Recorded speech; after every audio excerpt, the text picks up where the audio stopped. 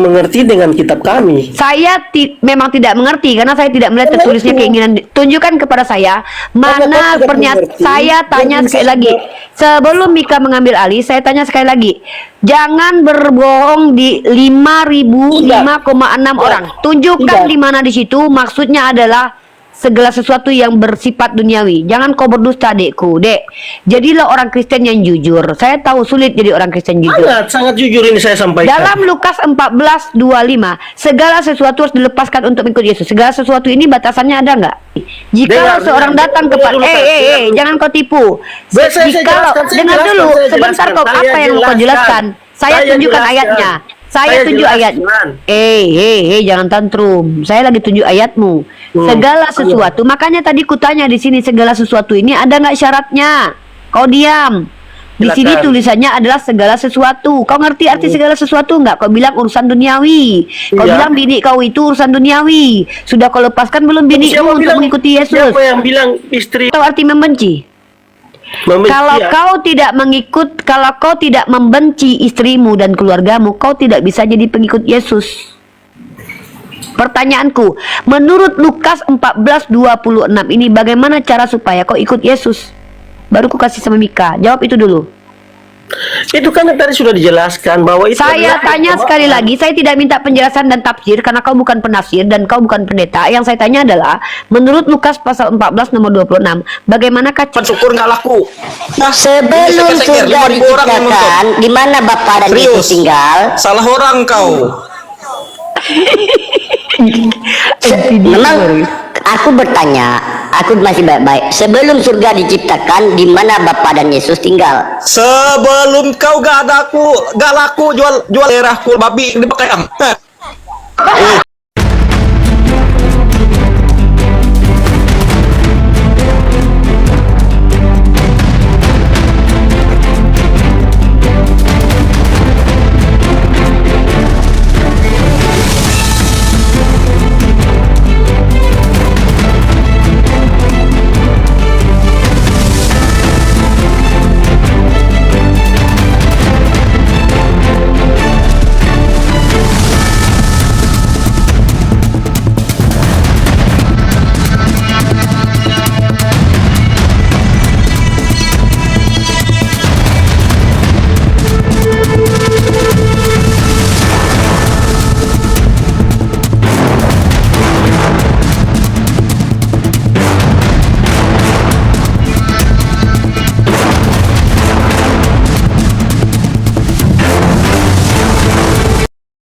Assalamualaikum warahmatullahi wabarakatuh. Bertemu lagi dengan channel Kristologi Muslim, channel yang akan memperlihatkan diskusi dan debat lintas agama.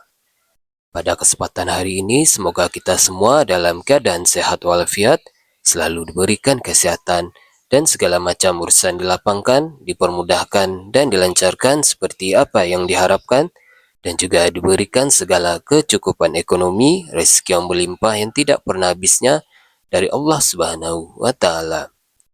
Di video kali ini masih seperti biasa, saya akan memperlihatkan diskusi dan debat lintas agama di mana nantinya apologet Islam dan oknum Kristen akan saling bertanya dan menjelaskan agama masing-masing, yang mana kita akan bisa menilai mana agama yang benar-benar bisa diterima dan dipahami secara akal pikiran manusia yang berakal. Di video ini juga kita akan melihat diskusi dan debat Unirfa, Tante Mika, dan apologet Islam lain dengan beberapa oknum Kristen yang mana kita bisa mendapatkan ilmu dan pengetahuan tentang ajaran Islam dan ajaran Kristen.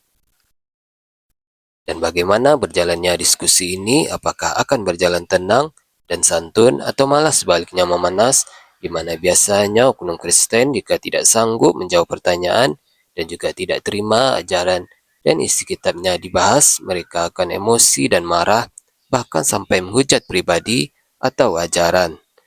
Nah, daripada penasaran dengan diskusi dan debat ini, mari kita simak saja videonya sekarang. Kristen yang akan mencoba bercabang lidahnya ketika berhadapan dengan kami. Kau baca baik-baik perikop. Saya ngomong ini pakai data. Segala sesuatu harus dilepaskan untuk mengikut Yesus. Ini apa maksudnya? Iya, ini perikopnya.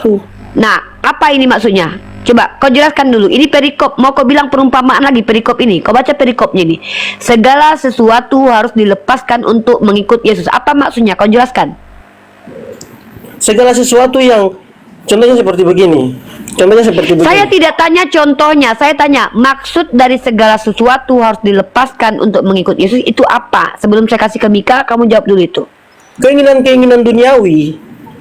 Di mana tertulis di situ bahwa itu keinginan duniawi? Aduh, karena kau tidak mengerti dengan kitab kami. Saya memang tidak mengerti karena saya tidak melihat tertulisnya keinginan. Tunjukkan kepada saya mana pernyataan. Saya tanya sekali lagi. Sebelum Mika mengambil alih, saya tanya sekali lagi. Jangan berbohong di 5.006 orang. Tunjukkan di mana di situ maksudnya adalah segala sesuatu yang bersifat duniawi. Jangan kau berdusta, adekku. Dek, jadilah orang Kristen yang jujur. Saya tahu sulit jadi orang Kristen jujur. Sangat jujur ini saya sampaikan. Dalam Lukas 14:25, segala sesuatu harus dilepaskan untuk mengikut Yesus. Segala sesuatu ini batasannya ada nggak? Batasan apa? Ada batasan nggak segala sesuatu ini? Arti segala sesuatu itu apa artinya?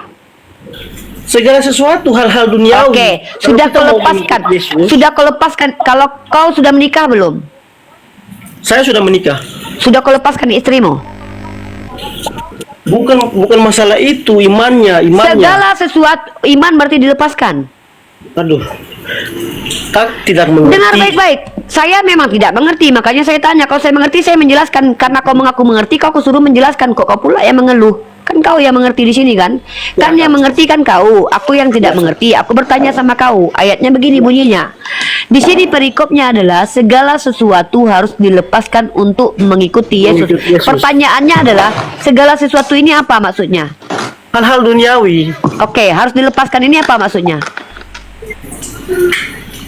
Hal-hal duniawi harus dilepaskan. Iya, harus dilepaskan ini. Mika, storing Mika. Harus dilepaskan ini artinya apa? Kita harus mengikuti seperti Yesus. Istrimu itu duniawi bukan? Istriku duniawi. Kau sudah lepaskan dia? Tapi sudah disahkan oleh Tuhan. Sudah dalam. Di sini perintahnya ada tidak istri yang tidak disahkan? Jikalau seorang datang kepadaku dan ia tidak membenci ibu, kau baca ini. Jikalau seorang datang kepada, jangan kau tipu. Jikalau, dengar dulu, sebentar kau apa yang kau jelaskan? Saya tunjukkan ayatnya. Saya tunjuk ayat. Jangan tantrum. Saya lagi tunjuk ayatmu. Segala sesuatu. Makanya tadi kutanya di sini segala sesuatu ini ada nggak syaratnya? Kau diam. Di sini tulisannya adalah segala sesuatu. Kau ngerti arti segala sesuatu nggak? Kau bilang urusan duniawi. Kau bilang bini kau itu urusan duniawi. Sudah kau lepaskan belum binimu untuk mengikuti Yesus? Siapa yang bilang istri itu urusan duniawi? Kau yang bilang tadi. Telinga kau ini mulutnya. Mika, kau dengar nggak dia ngomong apa tadi? Dengar. Kau yang bilang istri kau itu urusan duniawi. Sudah kau lepaskan belum binimu? Urusan duniawi. Siapapun istrimu itu kenikmatan duniawi atau tidak? Aduh, Kak. Di sini apa? Kalau kau bilang di sini masalah duniawi, kau tengok ini. Dengar dulu. Jikalau diam, kau nanti menjelaskan setelah aku diam. Jikalau seorang datang kepadaku dan ia tidak membenci bapaknya, ibunya, istrinya, anaknya, saudaranya, laki-laki atau perempuan, bahkan nyawanya sendiri, ini istri termasuk nih, ia tidak dapat menjadi muridku. Kau tahu nggak? Di sini tulisannya ini apa? Kau ini apa artinya ini? Ini apa? Maksudnya ini apa nih? Coba kau baca baik-baik. Membenci. Nah, membenci itu artinya apa? Membenci. Kau tahu arti membenci? Kalau kau tidak membenci istrimu dan keluargamu, kau tidak bisa jadi pengikut Yesus. Pertanyaanku, menurut Lukas 14:26 ini bagaimana cara supaya kau ikut Yesus? Baru ku kasih sama Mika. Jawab itu dulu. Itu kan tadi sudah dijelaskan bahwa itu. Saya tanya sekali lagi, saya tidak minta penjelasan dan tafsir karena kau bukan penafsir dan kau bukan pendeta. Yang saya tanya adalah, menurut Lukas pasal 14 nomor 26, bagaimanakah caranya supaya kau bisa menjadi pengikut Yesus menurut Lukas 14:26? Silakan. Sama aja, Kak tidak akan mengerti. Oke, Mika, ambil alih Mika. Oke ya, kita ubah aja ya Devian. Kau mengatakan tadi statementmu bahwa itu adalah perumpamaan ya. alasan Yesus berkata kepada muridnya dengan perumpamaan? Bagaimana? Apa alasan Yesus berkata kepada muridnya dengan perkataan perumpamaan? Storing itu songkatmu, Mika. Betulkan dulu, jangan banyak casnya. Jadi seperti begini. Tuhan Yesus memberikan perumpamaan seperti begitu biar kita tidak lebih mengutamakan hal-hal duniawi daripada keinginan Allah. Bukan itu yang kutanyakan. Apa alasan Yesus mengatakan, aduh, bentar ya. Storing Mika. Oh, miskin kali Mika. Songkat murah itu ya. Iya, harga 100.000 itu pun masih kredit 2 bulan. Apa alasan Yesus berkata dengan perumpamaan kepada muridnya? Biar mereka sungguh-sungguh mengikuti Yesus. Kalau bersungguh-sungguh mengikuti Yesus, pastilah perkataan itu to the point, tanpa membuat orang bingung. Kalau dengan perumpamaan menambah orang bingung. Kenapa tidak to the point aja biar bersungguh-sungguh? Dalam ajaran Yesus itu kebanyakan ada perumpamaannya. Ya makanya Tuhan kalian hampir rata perumpamaan semuanya. Karena banyaknya perumpamaan di Kristen. Perumpamaan itu kalau tidak ada roh yang kudus yang mengartikannya, tidak akan mengerti. Apakah di dalam tubuhmu ada Roh Kudus? Dan Islam. Apakah di dalam tubuhmu ada Roh Kudus? Ada. Berarti ada 2 roh di dalam tubuhmu sekarang. Roh Kudus aja. Roh jasmanimu nggak ada. Sudah dikuduskan. Berarti ada Roh Kudus di dalam tubuhmu. Iya. Di dalam tubuhmu ada tai nggak? Di dalam beda bang. Di dalam ususmu ada tai nggak? Kalau di dalam usus ada tai di badan. Berarti kau menyatukan Roh Kudus dengan tai. Aduh, bang. Itu pertanyaan konyol kau. Kau tuh tidak tahu apa-apa. Diam dulu, bentar, belum selesai dengan Vian. Nanti kau urusannya nanti dengan kami berdua. Kalau kau ingin diskusi bagus-bagus ya, kau boleh bertanya sama Pertanyaan aku. Tapi konyol kalau itu diam, tidak iya usah nanya. menurut kau, kau Diam, boleh diam. ngatur. Ya. Diam. Oke, saya jawab ya. Lanjut, Vian. Di dalam tubuh, di dalam usus ada tai. Semua makhluk hidup itu pasti ada tai. Oke. Kecuali Berarti kamu- kau menyatukan Roh Kudus dengan tai. Bukan bang, roh itu Iya. menyatu dengan Iya tahu aku. Di dalam tubuhmu ada tai dan di dalam tubuhmu ada Roh Kudus. Sementara di dalam Bible-mu dilarang memberikan benda yang najis kepada barang yang kudus. Berarti kau memasukkan Roh Kudusmu dan menyatukan dengan badanmu yang ada tainya. Oh beda bang, Oh beda. beda. Oke. Apa bedanya? Roh itu mendiami akal kita. Oke. Apa perbedaan orang yang tidak ada Roh Kudus dengan ada orang yang ada Roh Kudusnya? Orang yang tidak ada Roh Kudus, mereka akan dikuasai oleh iblis, akan melakukan hal-hal yang jahat. Berarti di dalam Kristen ajaran Yesus tidak berguna sepenuhnya. Tidak. Siapa yang Tidak. siapa yang Oke, sepakat. Terima kasih. Dengar dulu bang, belum selesai Ya. aku jawab. Di dalam ajaran Kristen, siapa yang mengikuti Yesus, dia akan benar-benar baik. Dia hanya akan kepada sesama. benar-benar baik. Iya, bukan hanya kepada sesama, tetapi kepada orang yang membencinya. Oke, setiap orang, berarti semua orang yang mengikuti Kristus, dia di dalam tubuhnya ada pengajaran yang benar-benar baik. Betul? Benar. Di mana menurutmu ada pendeta yang melakukan pelecehan terhadap anak kecil? Bang, kalau ada yang Pelecehan itu kau bodoh. Bagaimana, Kak? Coba Mika, coba tanya sama si Devian ini. Di sini tertulis namanya Yesus baik, ya kan? Tapi Iya. kelakuannya kayak Dajjal ini punya Iya. Roh Kudus gak ini ya? Enggak. Ya, memang kayak gini Itu perkataan yang tidak Yesus punya Tuhan, sebetulnya. kalian tuh memang babi makan. Ya. Tuh. Iya. Bahasanya punya Roh Kudus tuh. Mm-mm. Contohnya tuh. Itu ada Roh Kudus. Ada Roh Kudus Yesus baik tadi itu Devian. Bang, begini bang. Di dalam Enggak, yang tadi tuh yang bilang maki-maki itu ada Roh Kudus nggak di dalamnya? Ya saya jelaskan. Ini saya jelaskan. Tahu yang tidak punya Roh Kudus. Tapi setan. bercampur tai. Bika, ada Roh Kudusnya tapi bercampur dengan tai. Jadi Kan begini, begitu Bang. kau cium tangan lo, tai kau. Tuh kan? Iya iya. Ya saya jelaskan ya. Iya silakan. Jadi orang Kristen yang benar-benar sudah menyatu dengan ajaran Yesus, yang benar-benar mengikuti ajaran Yesus, dia akan bisa mengontrol dirinya, bisa mengontrol dirinya. Dia akan melakukan hal-hal yang baik seperti Oke, Tuhan Yesus. oke. Aku bertanya, Tetapi- kau semenjak kapan Devian menjadi pengikut Yesus yang baik? Semenjak lahir, Semenjak lahir. Apakah kau pernah berbuat dosa? namanya manusia kita pasti berbuat dosa. Ya berarti kau bukan sama. Gimana kau ini? Nggak kompeten. Semenjak lahir kau, tapi kau pernah berbuat dosa. Mana kau ini? Saya tidak bisa pungkiri bahwa semua manusia Ya berarti kau bukan pengikut Yesus yang baik. Kau katakan dari lahir kau ada dosa. Komitmen kau dengan pernyataanmu. Begini bang, namanya Ya. manusia itu tetap pasti berbuat dosa. Tetapi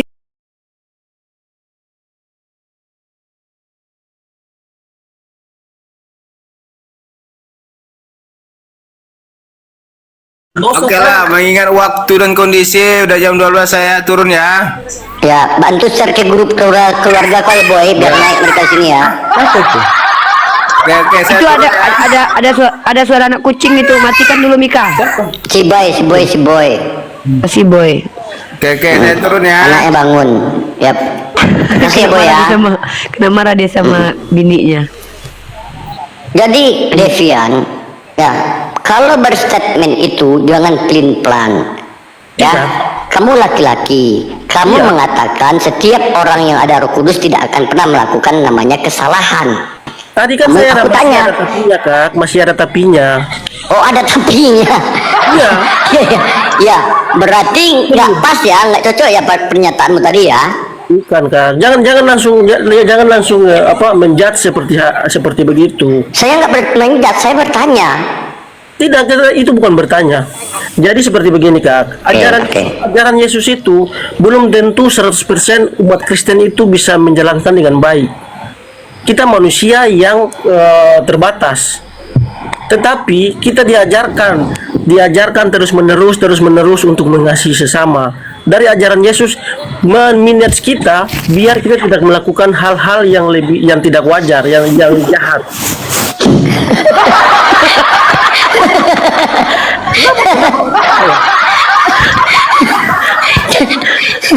Udahlah kita kembali lagi tadi ya. Kok, Oke, Mika, aku kau tahu nggak maksudnya? Kau nggak paham gini loh maksud Devian itu. Ajaran Yesus itu memanage orang untuk jadi baik, tapi untuk bisa menjalankan ajaran itu harus ada Roh Kudus. Jadi Yesus ketika mengajarkan itu, dia kirim juga Roh Kudus kayak gitu. Kau nggak paham? Oh iya. Oke, Dah, paham. kau. Ya. Ya. Oke. Ke Ya, siapa dulu kita- yang udah masuk tuh? Ya. Mika, tamu banyak loh. Oh iya. Arkan, selamat malam. Arkan. Ya, selamat malam Bang. Assalamualaikum. Waalaikumsalam warahmatullahi wabarakatuh. Islam ya bang. Ya, Ada semangat yang mau Bang. disampaikan? Oke. Jangan panggil abang, tante itu. Ya. Ada yang mau disampaikan bang, Tante. bang Arkan? Ya, semangat Tante. Ya, sama-sama ya bang ya. Makasih banyak ya. Ya, izin Nah, turun ya sama Ya. oh Bunda Uni. Iya. Ya, Itu lagi tuh. Ramuel.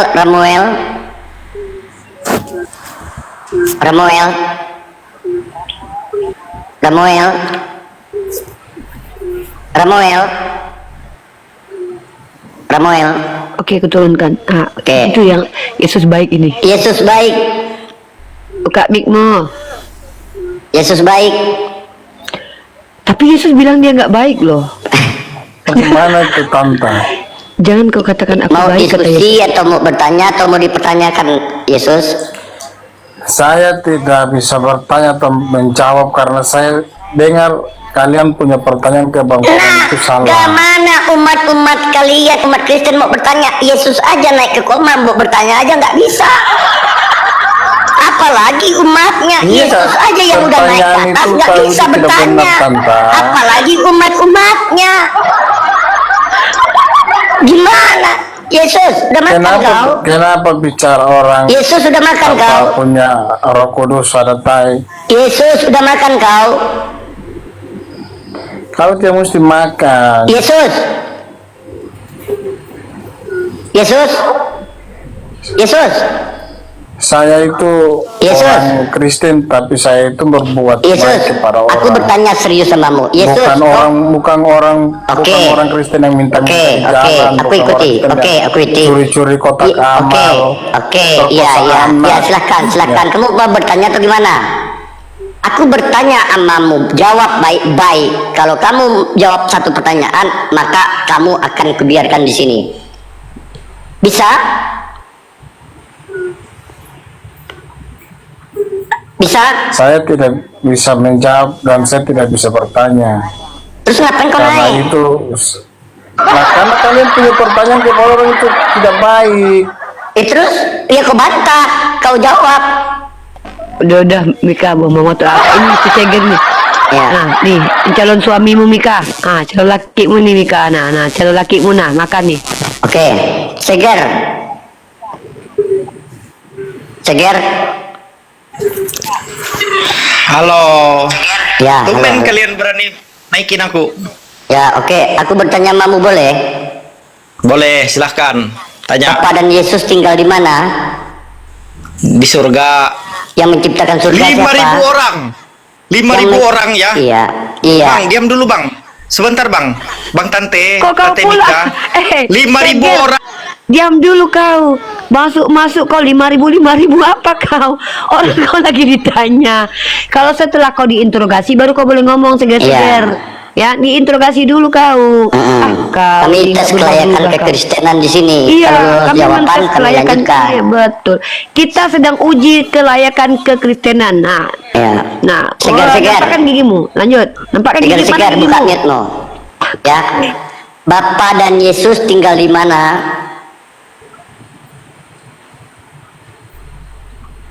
Buka netno ya, buka Star net. syndrome dia di sini. Buka nih. 5.000 star syndrome dia langsung. Buka. Ah. 5.000 orang. Oke, Permalukan oke, 5.000 orang oke. ini kupermalukan. Bapa dan Yesus tinggal di mana? Segar-segar. Permalukan orang ini 5.000 orang. Iya, oke, silakan. Bapa dan Yesus tinggal di mana? Di surga. Segar-segar? Di surga. Yang Jadi menciptakan guys, surga. biar yang aku jawab menciptakan dulu, surga biar aku siapa? jawab dulu bang. Bang, Yang menciptakan surga siapa? Yesus dan Allah Bapa. Nah, Sebelum jadi surga guys, di diciptakan, daerahku, dengar diam dulu. jangan main Mau, dulu lah. kau nggak kuturunkan? Aku belum Iya, selesai. diam dulu, iya. Sebelum surga diciptakan, di mana Bapa dan Yesus tinggal? Sebelum surga diciptakan, di mana Bapa dan Yesus tinggal? Di lemper. Ada seger nih. Ya? Dia ini agak lain nih, Mika. Iya. Jawab Kau tahu dia? segar-segar. Kau tahu dia kan? Tahu, tahu. Ah.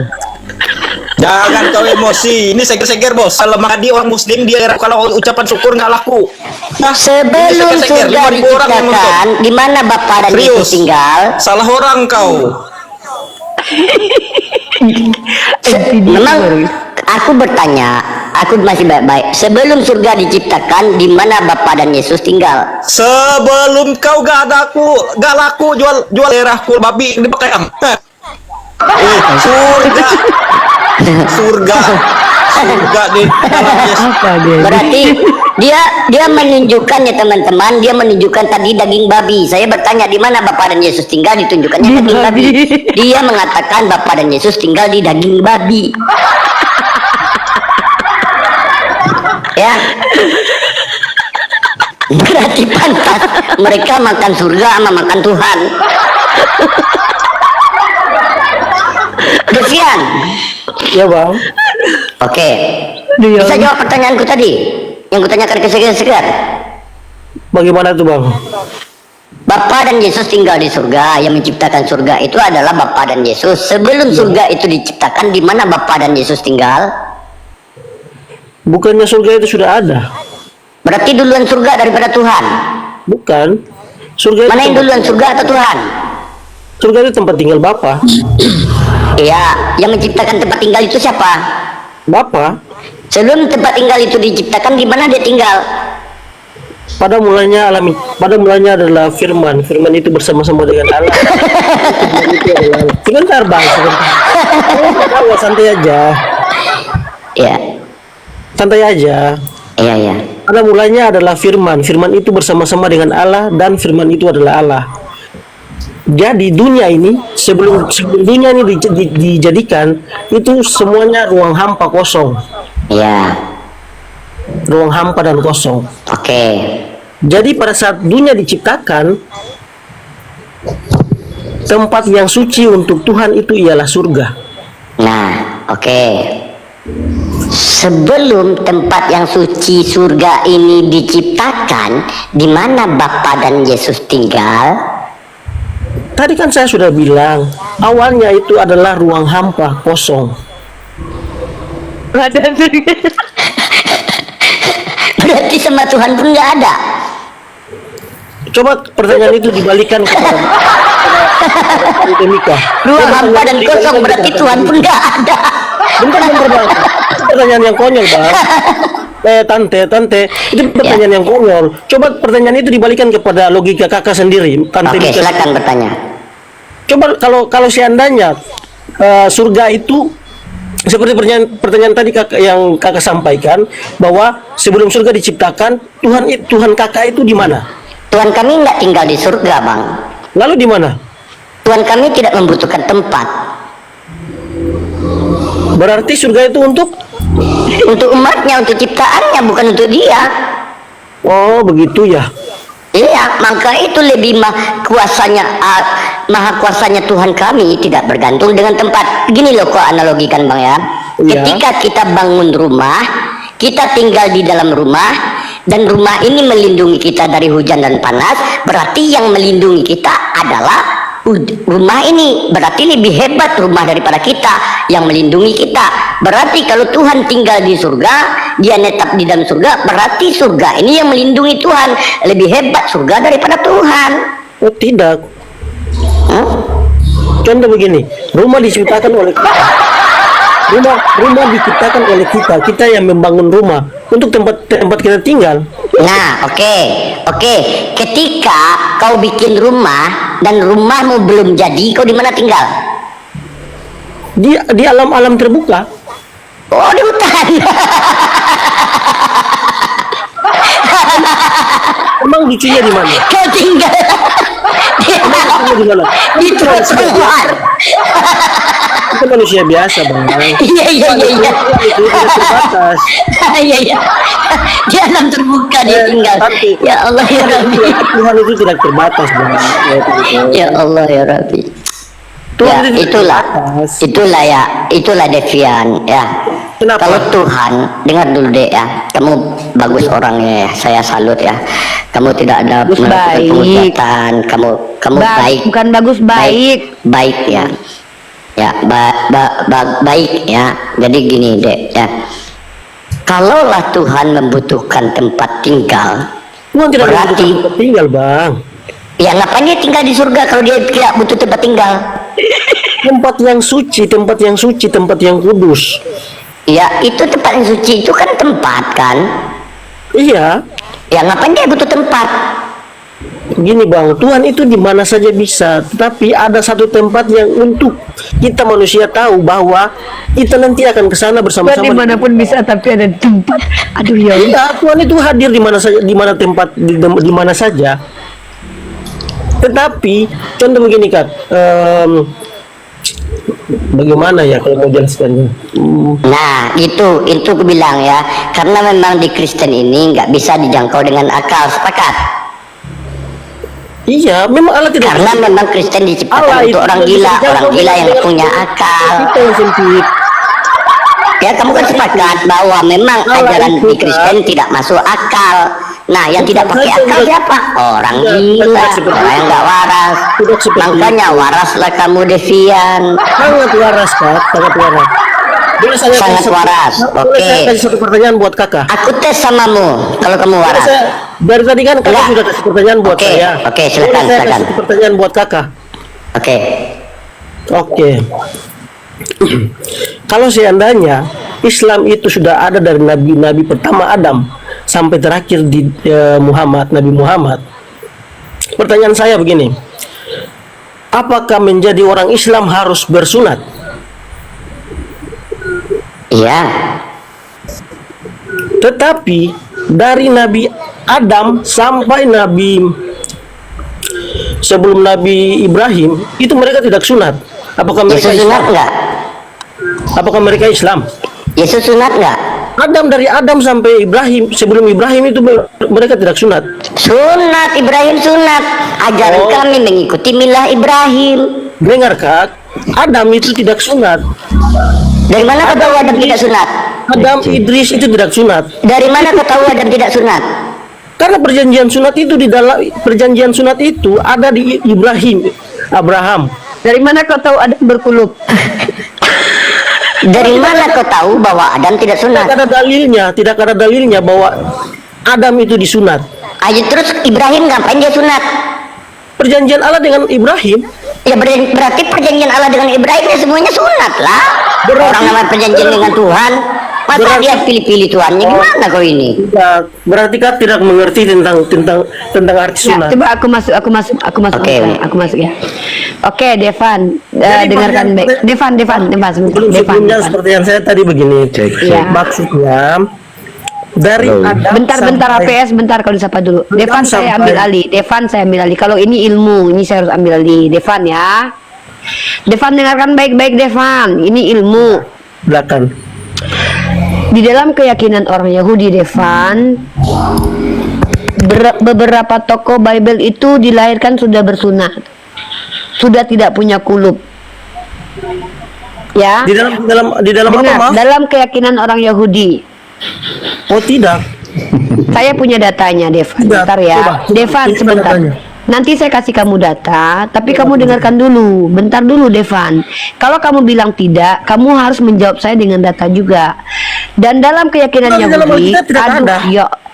saya bilang dalam keyakinan Yahudi, Devan. Makanya Devan, kalau kamu mau ngeyel-ngeyelan, kamu boleh sama Mikana silakan. Saya kasih kesempatan. Ini bicara tentang ilmu, kamu diam dulu. Tujuan saya 6.000 orang yang menonton ya. Silakan. Teman-teman, ya kamu jangan ganggu. Nanti kamu sama Mika lanjut lagi, karena walaupun Betul kami apa di ya? sini Mika, Vian, kamu itu bukan bos saya, bukan majikan saya, bukan kamu yang berhak menyuruh saya. Saya bicara kepada 6.000 orang yang harus dicerdaskan. Teman-teman Iya, Islam, perhatikan ya. Pertanyaan Devan ini adalah, kalau memang menjadi seorang Islam itu wajib bersunat, katanya Islam sudah ada sejak dahulu. Sementara Adam kan belum bersunat. Kan sunat itu kan jatuhnya kepada Abraham. Nah, ini pertanyaan si Vian atau si Devian. Tapi dia tidak tahu kalau dia itu adalah orang Kristen yang mengambil kitab orang Yahudi dijadikan kitab suci. Orang Yahudi sudah menjawab ini. Menurut orang Yahudi, beberapa tokoh Yahudi seperti Musa, bahkan termasuk diantaranya Yakub, itu sudah bersunat sejak lahir, alias dia keluar dari rahim ibunya tidak berkulub. Saya akan tunjukkan datanya, karena ini kan saya tidak mempersiapkan ini tadi. Saya punya filenya, saya punya datanya. Nanti pasti saya tunjukkan. Tetapi ini adalah pengetahuan dari orang Yahudi. Bang Billy kalau di bawah silakan naik. Bang Billy punya datanya itu. Nah, kamu kan Kristen. Kamu mengatakan Adam tidak disunat. Apa alasan kamu mengatakan Adam tidak disunat? Karena perjanjian kekalnya dari Abraham, begitu bukan? Dari mana kamu tahu kalau Adam tidak pernah diperintahkan bersunat dan Nabi sebelum Abraham tidak diperintahkan bersunat? Dari mana kamu tahu? Bukan berarti ketika Tuhan berjanji kepada Abraham, misalnya gini nih, saya punya anak 10, saya berikan janji kepada anak saya nomor 5. Bukan berarti saya tidak berjanji kepada anak yang lain. Dari mana kamu tahu kalau Adam itu tidak bersunat? Karena tidak ada dalam Alkitab. Oke, bagus. Kalau tidak tertulis dalam kitabmu berarti tidak ada gitu. Iya. Berarti apakah Yesus pernah bercebok setelah buangan besar? Oh, itu beda. Apa bedanya? perjanjian sunat itu adalah perjanjian Allah dengan manusia. Yang saya tanya itu adalah, kalau tidak ada tertulis di dalam kitab sucimu, kamu bilang tidak ada. Adakah tertulis dikatakan Yesus itu pernah cebok setelah buang air besar di kitabmu? Oh, tidak ada seperti Oke, begitu. berarti dia tidak pernah cebok Di ya. dalam Alkitab mengatakan Saya tidak bicara kitab suci lagi. Saya bicara statement kamu. Kamu bilang apa? Kalau tidak tertulis dalam kitab suci, maka itu tidak ada. Sepakat? Itu yang kamu bilang tadi. Begini, Kak, Kenapa begini. kamu tidak berani dengan ucapanmu? Kenapa laki-laki Kristen kalau di hadapan kami jadi perempuan? Kenapa nggak konsisten? tidak, saya mau menjelaskan. Saya tidak mau mendengarkan penjelasan kamu tentang kitab karena kamu Kristen. Minta. Saya tidak minta. Iya. Tidak minta. Berarti Saya tidak tidak bisa. minta kamu menjelaskan. Saya minta kamu konsisten dengan ucapanmu. Apa kata kamu tadi? Kalau tidak tertulis dalam kitab suci, maka itu tidak pernah ada. Betul nggak gitu kamu bilang? Di dalam kitab suci menjelaskan. Saya tentang tanya hal-hal begini, saja. kamu bilang gini loh. Saya tanya ini, kamu pernah nggak bilang gini tadi? Kata kamu, kalau tidak ada tertulis dalam kitab suci, maka itu tidak ada. Kamu bilang nggak itu tadi? Begini, Kak, di dalam kitab suci. Saya tidak tanya di dalam kitab sucimu tertulis apa bagaimana. Saya tanya, kamu tadi bilang nggak kayak gitu? Bisa seperti itu. Karena perjanjian sunat Saya itu mengkonfirmasi pernyataanmu. Kamu bilang nggak tadi? Ingat nggak kamu ini kita live di Perjanjian sunat YouTube? itu perjanjian yang Devian, beda dengan- kamu itu di live kan di YouTube. Kalau kamu tidak mengakuinya, saya bisa putarkan ulang loh omongan kamu tadi. Kamu masalah mengaku itu, nggak? ini masalah Saya tentang- tanya tentang- sekali lagi. Kamu tadi pernah nggak bilang gini? Bahwa kamu mengatakan kalau tidak ada tertulis maka itu tidak ada. Pernah nggak bilang itu tadi? Pernah. Oke, ada tidak tertulis dalam kitabmu Yesus pernah cebok? Begini, Kak, kalau masalah Saya tanya, adakah tertulis di kitabmu Yesus pernah cebok? Jujur saja. Adakah ajaran seperti itu di dalam Al-Quran? Saya tanya, ada. Cara cebok di dalam perjanjian lama dituliskan. Caranya apa? Kalau orang buang air besar bawa sekop, ada tertulis di perjanjian lama. Saya tanya, Intinya untuk apa? ada tidak tertulis kalau Intinya Tuhan untuk apa pernah kita cebok? Tuhan kita? Saya tidak memperdulikan penting atau tidak. Konsistensi omonganmu yang saya tanya. Kau bilang apa tadi? Kau bilang, kau tidak bisa. Kau tidak bisa. Kau tidak bisa. Kau mengatakan tadi bahwa berarti cebok itu bukan hal baik. Berarti cebok itu bukan hal baik. Bukan. Bukan tentang Berarti cebok itu bukan hal baik. Oke. kaitannya dengan iman kita. Bentar Mika, kau tengok ini ya. Kau bilang, bisa masuk surga. Oke, kau bilang tidak ada Tuhan mengajarkan cara cebok. Oke, kutunjukkan kau dalil. Oke. Mengajarkan hal-hal seperti itu. Iya, untuk apa ya? Kalau gitu pertanyaanku, kenapa Tuhan kau mengajarkan bawa sekop kalau boker? Hah? Kau bilang nggak? Saya tanya lagi nih, kenapa Tuhan kau dalam kitab perjanjian lama mengajarkan kalau seandainya mau boker bawa sekop? Aduh, manalah penunjukku. Bentar, kau tunjukkan. Kau buka dalam kitab Ulangan pasal 23 nomor 13. Bentar, kau tunjukkan. Buka di situ. Ini kan gue buka ini. Kau bilang cebok nggak baik. Aduh, pantas Tuhan kau nggak tertulis cebok. Ternyata nggak baik. Cebok itu makan aja nggak cuci tangan dia memang. Coba. Ya ini gigi aja lah. Di antara perlengkapanmu haruslah ada padamu sekop kecil, dan apabila engkau jongkok karena hajat, haruslah engkau menggali lubang dengan itu dan menimbuni kotoranmu. Kau diajari kayak kucing sama Tuhanmu. Lanjut. Apa urusannya? Aku mau nanya ayat ini kok. Lanjut di bawahnya. Aku menanyakan ayat ini kok kau suruh lanjut. Apa kaitannya? Bacanya Joni. Ya udah aku bacakan ini. Aneh dia ini ya. Kita Juga harus mempertanyakan engkau ayat ini. membuat kuali-kuali, jadi dia perak di atas kuali. Enggak. Dengar dulu. Kok Lukas pula pergi ya. Dengar dulu, Devan, kau jangan kabur-kabur. Kau dengan orang Islam ini lagi ngomong. Silakan. Mana pula sekop tadi ya. Nah, nih. Kita lihat Ulangan pasal 23 nomor 13 ya. Kau bilang ajaran cebok itu ajaran nggak penting. Tuhan kau aja mengajarkan orang bagaimana cara supaya menimbun tainya dengan sekop. Itu aja kucing nggak diajarin tahu loh. Biasa Kucing aja aja itu. nggak. Diam saya ngomong nih. Kucing saja tidak perlu diajarkan. Firman Tuhan berkata padanya, hei kucing, timbun dengan kukumu ya. Ada nggak kucing diajarkan cara menimbun tai? Nggak ada. Tapi mereka tahu. Lah ini Tuhan kau ngajarkan cara nimbun tai. Apa caranya? Di antara perlengkapanmu haruslah ada padamu sekop kecil.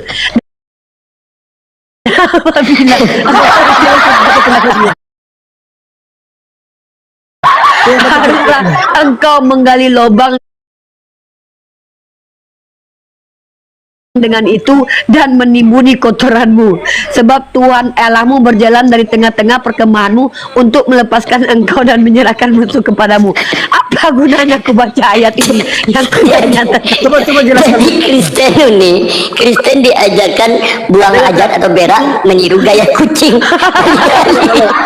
Gali-gali tanah. Gali-gali tanah timbun. kata dia, hei, kenapa Tuhan, kenapa kau merendahkan ajaran disuruh untuk mencebok pantat? Kau bilang nggak penting, tapi ajaran untuk nimuntai kau bilang penting. Dengar dulu, Kak. Kucing bisa Dengar dulu. nimuntai. Itu adalah aturan-aturan yang diajarkan oleh Nabi Musa. Hei, Untuk oh berarti bangsa ini bukan Israel. firman Tuhan. Ini bukan firman Tuhan. Itulah adalah aturan-aturan yang diajarkan Iya, oleh Nabi Musa. ini berarti bukan firman Tuhan berarti. Kita baca perikopnya. Iya berarti ini bukan firman Tuhan ini. Kita baca perikopnya dulu. Ini firman Di dalam- Tuhan nggak aku tanya. dengar, Kak. Di dalam Alkitab itu ada beberapa Aku ngebayangin kucing ini. Santai aja, Kak. Di dalam Alkitab Devian, itu ada Devian, aturan-aturan, ada beberapa Devian. Apa bedanya aku denganmu? Apa bedanya Mika denganmu, Devian? Tahu nggak bedanya apa? bedanya apa? Aku dan Mika tidak mau sombong. Kalau nggak tahu kami nggak jawab. Kalau kami nggak pernah baca ayatnya, kami nggak berani jawab loh, Devian. Itu aturan. Aku lagi ngomong sama kau. Beda kita apa? Silakan. Bedanya aku Mika, aku dan Mika ini adalah orang. Kalau nggak tahu tentang ayat, kami nggak berani ngomong loh. Karena dalam Al-Quran, dalam hadis, barang siapa yang mentafsirkan kitab suci dengan akalnya sendiri itu masuk neraka. Maka aku dan Mika ini diikat oleh ajaran, kami tidak boleh sembarangan menjelaskan ayat. Karena kami orang yang bukan mufasir, tapi kami orang yang belajar. Maksudnya apa? Kami kalau menjelaskan itu kami kutip perkataan ulama kami. Itu kami. Kau apa? Kau baru tengok ayatnya udah bisa kau jelaskan, padahal kau baru tengok ayat itu. Tadi kau bilang mana ayat? Mana sih kau? Bayangkan kau baru tengok ayatnya, tiba-tiba kau sudah bisa menjelaskan ayat itu tanpa kau pelajari dan kau baca. Hebat kali kau. Nah, itu karena itu aturan-aturan yang diajarkan oleh Nabi Musa. Iya, itulah aku bilang perbedaan kita adalah apa? Kami nggak sok tahu. Karena mungkin kami nggak pernah ngaku-ngaku punya roh Tuhan dalam diri kami. Inilah efek samping, diam dulu. Efek samping mengaku punya roh Tuhan dalam diri kalian. Belum pernah kalian baca ayat itu, kalian bisa jelaskan teman-teman. Itu adalah aturan, Kak. Iya, pertanyaanku memang Taurat itu aturan buat Bani Israel. Pertanyaanku adalah, itu ulangan itu firman Tuhan bukan? Kak, ada beberapa dalam kitab Yang saya tanya adalah Saya ulangan mau 23, 13 ini adalah, saya mau jelaskan. silakan. Bisa kau menjelaskan ini walaupun kau baru baca ayatnya ya? Dalam kitab ulangan. Enggak gitu, ada saya tanya lagi nih. beberapa Kau kan baru aturan-aturan. baca ayat ini. Tadi kau kan nggak percaya ada ayatnya. Mana sekup? Ah, kan kau baru tengok ayat ini. Bisa kau menjelaskan walaupun kau baru baca ayat ini? Iya, itu aturan. Ya, Taurat itu apa artinya? Taurat itu kan aturan memang. Iya. Ah, terus ini firman Tuhan bukan? Aturan dari Tuhan bukan ini? Itu bukan aturan dari Tuhan, itu aturan dari Nabi Musa untuk umat Israel di saat itu. Ternyata kitab suci mereka isinya tidak semua aturan Tuhan, kawan-kawan. Aduh. Oh alah. Udah, Walah. kita Itu adalah tinggalkan aturan tentang Tuhan yang persekopan ya, disampaikan karena mutar-mutar ya. Ya cukup ya, Devian, kita tinggalkan itu tentang persekopan. Aku mau melari tentang pernyataanmu tadi. Kamu mengatakan kamu waras. Boleh ku tes kewarasanmu? Boleh, silakan. Oke. Kamu memuliakan Yesus atau menghinakan Yesus? Memuliakan. Mana yang lebih mulia, lahir di kandang binatang atau di bawah pohon kurma yang rindang dan bersih dan teduh? Untuk memuliakan Tuhan tuh tidak seperti begitu, Kak. Mbak. Nanti apa nih? Ma aja kau panggil mamanya, dia nggak apa-apa. Panggil aja ku mama. Jadi, kalau Yesus lahir di kandang Bethlehem itu adalah suatu kemuliaan untuk Ya, memuliakan. enggak. Aku bertanya. Jadi Aku begini, Kak. bertanya. Mulia lahir di kandang. Gini loh, Ya, ya, iya. Devian, aku bertanya, fokus dengan jawab pertanyaanku. Mana yang mulia, yang lebih mulia, lahir di kandang hewan atau kandang binatang, atau di bawah pohon kurma yang teduh dan bersih? Coba gunakan kognitifmu, akalmu dulu. Kalau dari ajaran kitab kami, tidak di Bukan, jangan merujuk dulu ke ajaran kitabmu. Aku mentes kewarasanmu. Mana yang lebih mulia? Jangan merujuk kepada Bibelmu dulu. Mana yang lebih mulia? Lahir di kandang hewan atau di bawah pohon kurma yang rindang dan bersih? Tidak ada yang mulia. Berarti Yesus tidak lahir di tempat mulia ya? Berarti nggak mulia. Ya, berarti Yesus tidak lahir di tempat yang mulia. Oke. Pertanyaan kamu itu pertanyaan Yang mulia Mika. Oke. Yesus itu nggak mulia Mika. Tante Mika, itu pertanyaan yang menjebak. Tidak boleh ada pertanyaan seperti begitu. Memang di Kristen itu menjebak semua. Kalian dijebak dengan Bibel kalian. Yang menjebak kalian adalah dogma dan doktrin pengajaran kalian sendiri. Tidak ada di dalam Kristen. Tidak ada di dalam Kristen yang malu akan hal-hal seperti itu. Itu adalah historis Tuhan. Iya, kan kamu bilang bahwa pertanyaanku menjebak. Berarti secara tidak langsung kamu mengatakan pengajaran di dalam Kristen itu adalah jebakan. Paham nggak? Dengar Ya. begini Kak. Oke. Tentang masalah lahirnya di mana tidak ada persoalan. Oke. Aku ganti pertanyaanmu. Pelajarannya. Aku ganti Ya, pertanyaannya. Ya. Silakan. Oke. Mana yang lebih mulia? Tuhan yang pernah mati atau Tuhan yang tidak pernah mati sama sekali? Bang, lebih baik begini. Tuhan yang kita sembah Allah itu kita tidak ada yang tahu. Yang aku tanyakan, gunakan akal itu, makanya kamu belum pantas kamu mengatakan kamu waras. Kenapa? Satu pertanyaan saja harus kamu terangkan dari ujung bumi sampai ujung langit. Kalau kamu bertanya kepada saya akan spontan menjawab. Yang lebih mulia ini, itu ciri-ciri orang yang waras tanpa menjawab dengan plan. Pokok dari pertanyaanku, mana yang lebih mulia? Tuhan yang mati atau Tuhan yang tidak pernah mati sama sekali?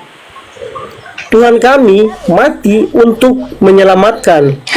Aku bukan bertanya guna Tuhanmu mati untuk menyelamatkan. Nanti kalau kamu berjawab seperti itu, kalau kamu jawab seperti itu, oke, lari lagi pertanyaanku. Ketika Tuhanmu mati untuk menyelamatkan kalian, apakah orang yang menyalibkannya itu selamat? Maksudnya bagaimana? Ketika Yesus mati untuk menyelamatkan kalian, dan penyebab Yesus mati adalah tentara Romawi, Yudas dan imam-imam yang menyalibkan dia. Apakah yang menyalibkan itu selamat? Siapa yang berdosa pasti tidak akan selamat. Ya berarti tidak, matinya Yesus tidak ada yang selamat. Maksudnya? Berarti ada ketika matinya Yesus membuat orang tidak selamat. Iya. Ini cocok, udah. Berarti benar. Orang-orang yang percaya kepadanya bahwa dia adalah Mesias. Kan kamu bilang matinya Yesus menyelamatkan manusia. Ternyata ada. Ketika Yesus mati ada yang tidak selamat. Iya. Ya iya udah. Pada saat itu mereka masih pakai aturan yang lama tentang apa, hukum Taurat. Bukan itu. Sekarang kembali ke pokok pertanyaanku tadi ya. Nanti bisa dari sana, nanti banyak pertanyaanku yang membuat nanti Kristen-Kristen yang di bawah gemetaran lututnya. Jadi tolong dulu satu pertanyaanku aja kamu jawab. Mana yang lebih? Coba gunakan akal rasionalmu sebagai manusia. Jangan kamu gunakan doktrin dan dogma dulu. Ini aku bertanya samamu. Kamu baik orangnya, Devian ya. Aku bertanya. Ya, jatuh cinta kok sama dia. Ya, jatuh cinta. Ya. Satu pertanyaanku saja. Mana yang lebih mulia? Anjing yang mati atau anjing yang tidak mati? Anjing yang mati dan anjing yang tidak mati, lebih mulia mana? Ya. Lebih mulia yang tidak mati. Nah, kenapa aku bertanya kepadamu tentang ketuhananmu, kamu tidak bisa menjawab? Kenapa pas aku tanyakan anjing, kamu langsung garing? Sebentar Kak, begini. Yang kami mati, tetapi pada hari yang ketiga bangkit dari antara orang mati. Itu yang membuat Bukan kami itu bangga. yang Yang kutanyakan. membuat kami bangga. Bukan penyebabnya yang kutanyakan.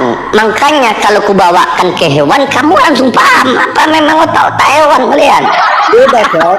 Beda antara hewan dan Allah yang kekal. Iya, kenapa langsung ke hewan kamu langsung nyangkut? Ketika ke Tuhan kamu langsung pelin-pelan, nggak bisa Allah jawab. adalah benda mati. Hah? Karena hewan itu hewan Benda mati. Hewan benda mati. aduh, intinya hewan Siapa yang ninja? Dek. tak intinya hewan itu dia pasti akan mati. Iya, makanya. semuanya akan Oke, mati. intinya manusia hewan akan itu pasti akan mati, betul. Apakah kamu bisa mengatakan intinya Tuhan itu pasti akan mati? Tidak, Tuhan itu Tidak, kekal. kenapa Yesus mati? Mati. Tuhan mati itu untuk menyelamatkan kita. Menyelamatkan kalian. Dari apa dia menyelamatkan kalian? Begini Kak, perjanjian sebelum Yesus datang ke dunia ini, Tuhan sudah menghukum Adam dan Hawa. Oke, aku bertanya sama Devi. Aku udah tahu itu. Hukum Oke. dari dosa mereka adalah kematian. Oke, Dan oke. Yesus datang untuk menyelamatkan Oke. kita yang akan mati, bangkit dan seperti Oke. Yesus. Di mana perkataan Yesus, aku akan mati untuk menebus dosa kalian, menyelamatkan kalian? Ada di dalam Alkitab. Di mana? Kalau untuk itu saya tidak tahu. Untuk sekarang ya. Hebat kali loh si Devianio. Tadi dia belum pernah baca ayat, dia bisa jelaskan. Tiba-tiba dia sampaikan ayat, tapi dia nggak tahu ayatnya di mana. saya naik karena saya naik saya tidak persiapan. Asli kau, salut aku serius. Serius deh, asli memang hebat kalian, emang punya roh Tuhan kalian serius. Baru Bisa baca bernubuat ayat dia dia ini ya. bisa- Iya. Bisa bernubuat dia. Ayat belum tahu dia udah tahu penjelasannya. Oke. Ada ayatnya kayak begini, ada ayatnya, tapi untuk sekarang saya memang tidak tahu karena saya tidak ada Aduh, ya persiapan. Allah. Oke, Saya akan Devian. menjawab, saya akan membuka Devian. ayat. Seperti itu. Oke, Devian. Pokoknya gini Devian ya. Ya, aku ngucapin terima kasih kepada kamu. Iya. Biarlah penonton yang menilai ya atas jawaban. Masalah kami menerima itu kami dan apabila ada kata-kataku yang menyakiti perasaanmu atau menyinggungmu, Jatuh cinta kah sama maaf. dia ya? Ya jatuh cinta aku pengen aja ganteng ini. Santai aja Kak, santai aja Kak. Ajaran kami, ajaran kasih. Iya benar. Nah, kita lanjut di Devian. Kamu mengatakan dari tadi bahwa Yesus mati untuk, apakah kematian Yesus ini keinginan Yesus? Kematian Yesus, keinginan Yesus atau tidak? Ya. Jadi itu sudah dirancangkan oleh Allah. Yesus tidak tahu dia akan mati. Oke, Yesus tahu dia akan mati. Berarti ingin bunuh diri gitu. Tidak. Tidak kabur ketika dia ingin dibunuh. Karena sayangnya kepada Udah pernah manusia dia yang kabur, berdosa. Mika. Karena sayangnya kepada Udah pernah umat dia manusia yang Iya berdosa. kabur dia. Enggak, dia udah pernah kabur kok sekali. Waktu dia dilempar batu kabur dia, tapi yang ini Iya, dia kena bersembunyi. cium. Enggak, dia nggak bisa kabur lagi karena kena cium. Kalau yang kabur Dengar bukan Devian, kabur, bentar Kak. Devian. Dia kan pernah dikejar pakai batu, terus dia menghilang dan kabur. Bisa, Iya, dia tembus hilang, dindingannya bukan bisa. kabur. Nah, ketika terakhir ini dia nggak bisa kabur lagi, soalnya dia udah kena cium Yudas, nggak bisa Tidak. lagi kabur. Kalau seandainya Tuhan itu bisa, Yesus itu bisa, Iya, tapi kan dia nggak bisa kabur setelah dicium Yudas kan? Yesus bisa lakukan apa saja kan? Iya, dia kan tidak bisa kabur setelah dicium Yudas kan, Dek? Tidak, karena itu sudah dinubuatkan. Iya, tapi kan setelah dia itu kan ketangkap gara-gara dicium Yudas kan? Sebelum itu sudah dinubuatkan. Enggak, sebelum dicium Yudas waktu dia mau dilempar pakai batu dia hilang karena dia Tuhan, dia bisa tembus-tembus dinding. Tapi ketika dia udah dicium Yudas hilang itunya Karena sudah dinubuatkan ya. Ilmunya hilang ya kalau dicium laki-laki. ilmunya hilang dicium laki-laki. Biasa Oke. kalau untuk Yesus itu semuanya bisa. Orang yang mati aja bisa dibangkitkan. Oke, aku terima ya jawabanmu. Aku bertanya sama Modivia. Kayaknya kau jatuh cinta sama dia ya, Mika. Ya dia bagus, apa enak orangnya, asik ya. Besok naik lagi ya Dek, ya di sini. Enak maksudnya. Ya. Jadi aku bertanya sama Modivian. Ya. Yesus menebus dosa kalian dengan cara mati. Apakah tidak ada cara lain selain mati? Tidak, karena dosa ialah hakikatnya adalah mati. Dosa. Berarti Yesus terikat dengan takdir. Yesus bukan terikat dengan takdir, tapi Yesus memutuskan takdir. Apakah Yesus bisa menghindari takdir kematian? Kalau untuk Yesus bisa saja, tetapi Kenapa dia nggak lari dari kematian? karena dia menyayangi umat manusia yang berdosa, maka Berarti dia, mengorbankan berarti dirinya. dia karena menyayangi umatnya yang berdosa, dia bunuh diri. Tidak bunuh diri, dia menyerahkan. Ketika kamu menyerahkan nyawamu kepada orang, bunuh diri apa tidak? Tidak, karena dia Tidak. pada hari yang ketiga dia bangkit, kan? Kecuali dia tidak bangkit. Oke. Ini merujuk kepada hari yang ketiga. Ya. Setelah dia mati 3 hari baru dia bangkit. Ngapain dia selama 3 hari itu? Mengalahkan iblis, kan? Berantem dia dengan iblis. Tidak, puasanya. Jadi butuh waktu 3 hari Tuhan melawan iblis. Tidak. Berapa? Hah? Itu sudah dinubuatkan, kan? Iya, butuh. Kenapa? Butuh berarti termasuk berat melawan iblis, butuh waktu 3 hari. Tidak berat. Kenapa? Kenapa kok bisa sampai 3 hari? Apa ngobrol-ngobrol dulu sama iblis? Karena sudah dinubuatkan. Hmm? Jadi gini, oke. Ketika dia bisa mengalahkan iblis waktu 1 jam, karena dia telah bisa, ketika dia bisa mengalahkan iblis 1 jam, tapi karena dia dibuatkan 3 hari, maka dia nongkrong, duduk di dalam kerajaan di neraka itu. Tidak, kah? Terus ngapain dia? Tubuhnya begini, Kak. Tubuhnya saja, tubuh manusia itu kan gini, Tuhan datang ke dunia itu. Aku gak kepikiran loh, Mika. Hei, Mika, Kamu seperti begini, dia Kak. kan mengalahkan iblis 3. Dia kan mengalahkan iblis. Bener juga loh katamu, Mika. Kan dia ke alam maut mengalahkan iblis. Pertanyaanku, iya juga ya, kamu cuma 3 hari ya dia. Berat iblis. Sebentar.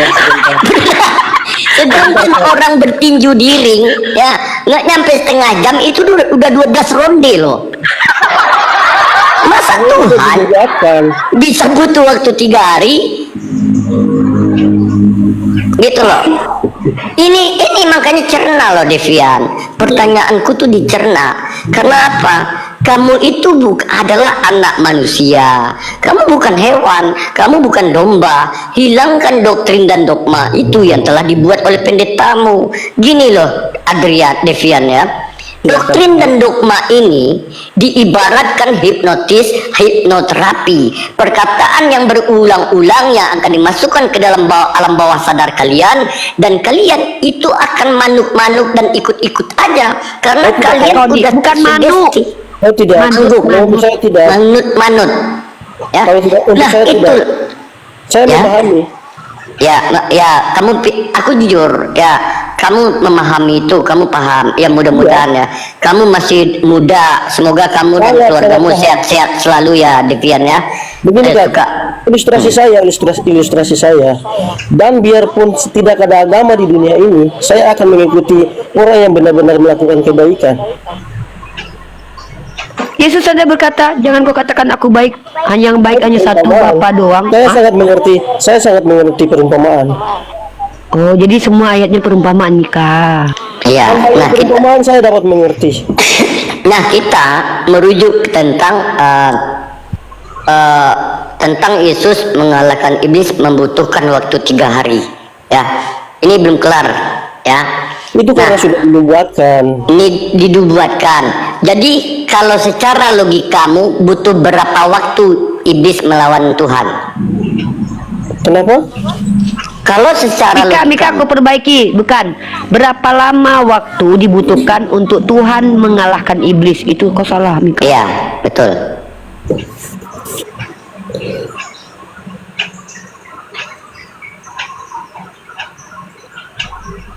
Devian, Bagaimana, Kak?